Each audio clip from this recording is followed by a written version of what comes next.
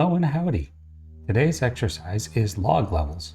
It introduces us to the atom data type and the conditional keyword. Rather than me tell you about atoms, I'm going to have NotebookLM generate a report about today's lesson. NotebookLM is a research and note-taking tool developed by Google. You upload your documents and it acts as a virtual assistant, letting you ask questions and generate new content based on those materials. The URL for NotebookLM is notebooklm.google.com, and you'll sign in with your Google account. This is a list of my notebooks so far, and we're going to create a new one.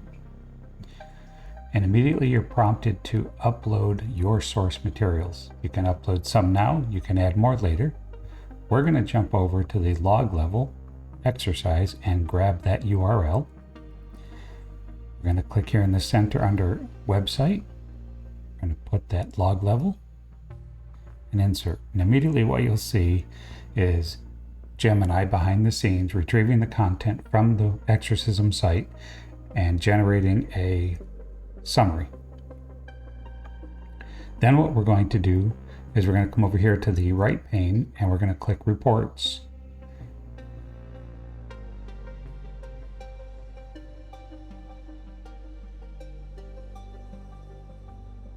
And we're going to try this concept explainer report.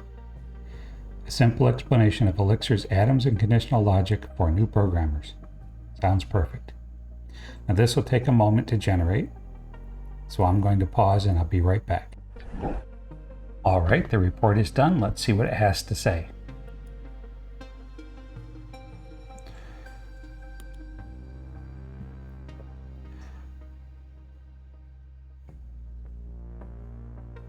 What is an atom? Let's start with this section here. An atom is a fixed constant whose value is its own name. You can think of it as a permanent label. Right? You create an atom by prefixing the name with a colon, such as colon and atom. All right. Under the covers, it's stored as an integer. That you don't really need to know that.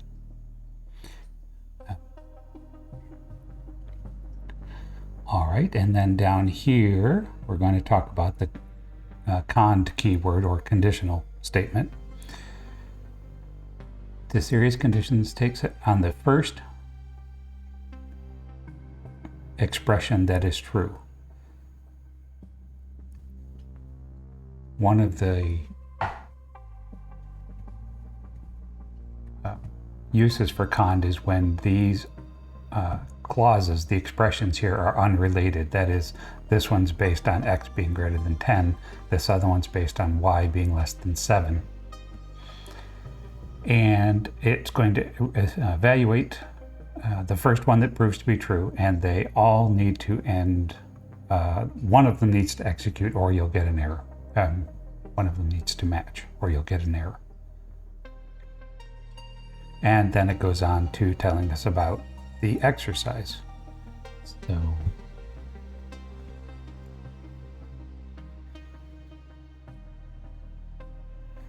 you can see it develops quite the report just by giving it a link to the website. We could augment this report with other sources, maybe the Elixir documentation, say, for example. And you can also ask it questions here. You could say, what happens if no cond clause in a cond statement is true?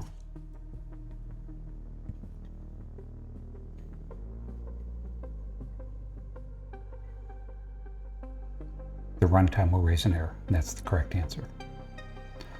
All right, well, with that introduction, let's go do the exercise. All right, in the log level exercise, we've been introduced now to atoms and the cond keyword. And our instructions are to use those concepts to map log codes into labels, determine a log label, and send alerts.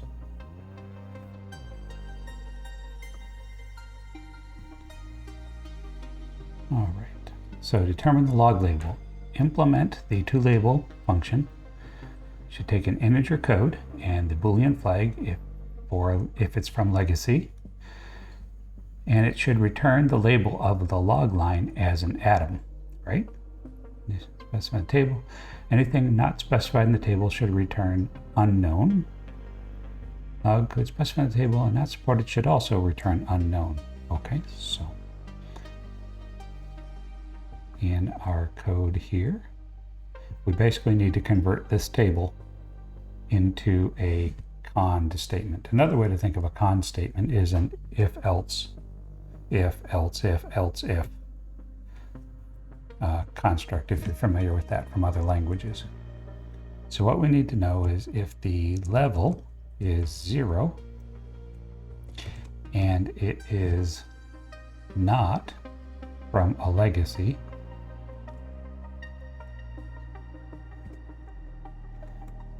then we want to return the atom trace. If the level is 1,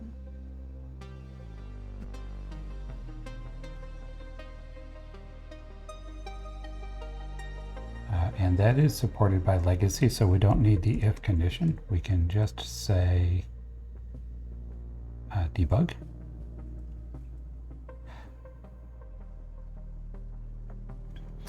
Before I move on, we could do this.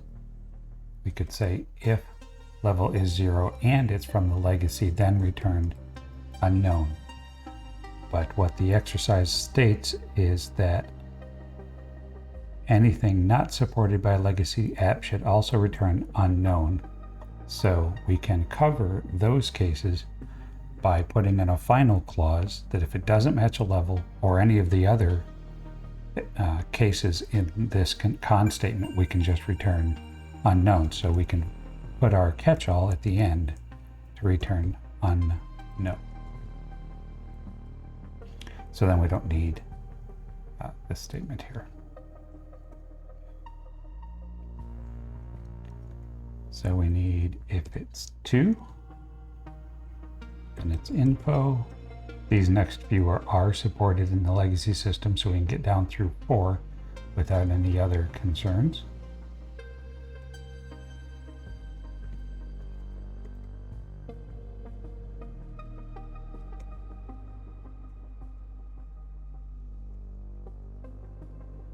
And then fatal isn't supported. So I believe it goes like that. Now this exercise seems like it only has 2 tasks, but the first task here actually has 8 tests in it. So it is testing a number of these combinations here to make sure that we've got the mapping correct. All right, and of course sending an alert has failed because we haven't gotten to it. All right, sending an alert. Determine whom the alert needs to be sent. Should take the integer and legacy Boolean flag. And we should use the toLabel function we just finished. If the label is error or fatal, we send it to ops. Let's do that. I don't believe they have introduced this concept to you yet, but you can have a local variable to store a value just by saying name of variable, in my case level, toLabel, level. Didn't mean level, I meant label.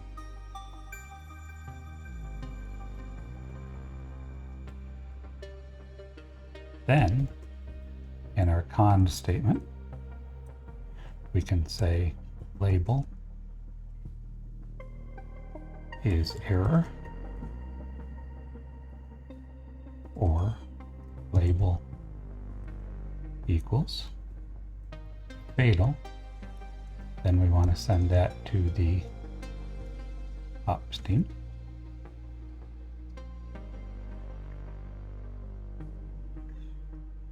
if we receive a log with an unknown label from the legacy system, so if we need the label is unknown and legacy, and we want to send it to dev1,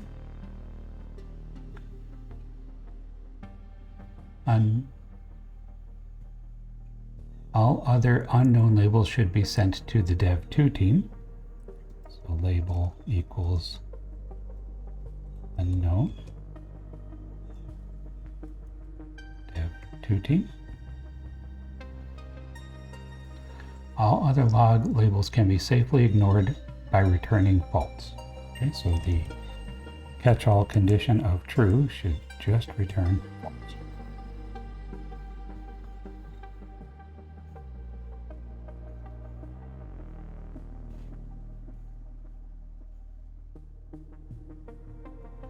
All right, so this is a fairly idiomatic way to solve this problem.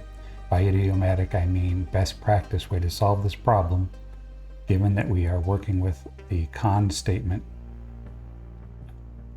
exercise. There are other techniques you will find coming down the road that you more likely see in production code, but as an exercise in con, this is how you would do it. Finish out our exercise by generating a quiz in NotebookLM and see if we understand the concepts. So over on the right panel, there is quiz. We're going to choose the pencil so that we can generate an example with fewer questions. And I'm going to ask it to restrict the topics to the conned keyword in atoms data type and not to including questions about the instructions.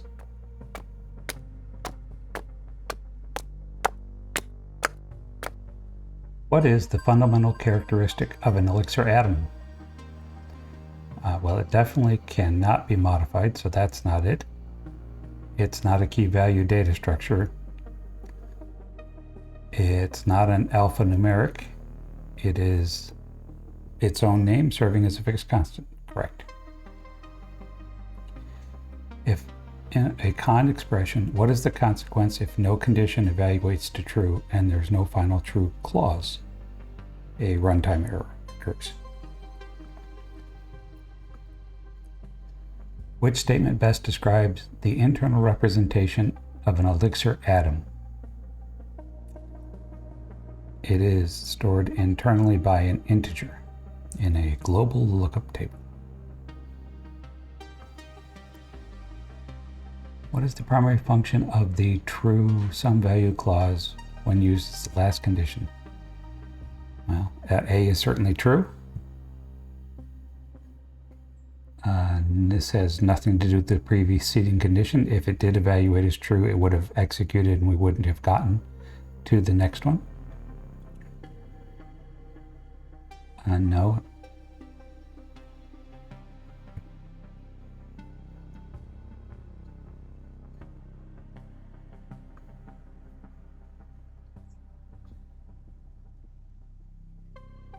All right, so we will continue to explore NotebookLM in future episodes. We can see how it very adeptly summarized our exercise and helped provide some guidance to us as a new programmer. Join me next time for the language list exercise where we learn about lists.